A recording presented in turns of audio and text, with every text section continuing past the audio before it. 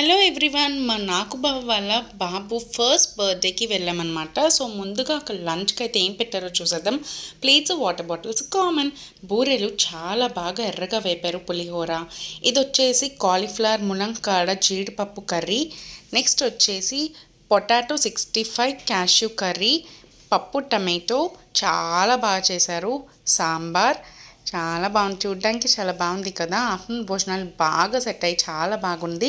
White rice, next వచ్చేసి ఒడియాలు, పెరుగు, పచ్చడి ఇవన్నీ పెట్టారు. పచ్చడి చూసినప్పుడు నాకు భలే నవ్వు వచ్చిందండి.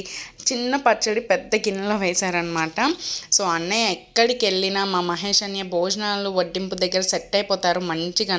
ఎప్పుడూ అన్నయ్య ఆ ప్లేస్ ఆ ఛాన్స్ తీసుకుంటారు అనమాట. నేను ఇక్కడ వచ్చేసి చల్లమిరపకాయలు టేస్ట్ చేస్తున్నాను, మంచి ఘాటుగా ఉంది, నాకు బాగా ఇష్టం కూడా.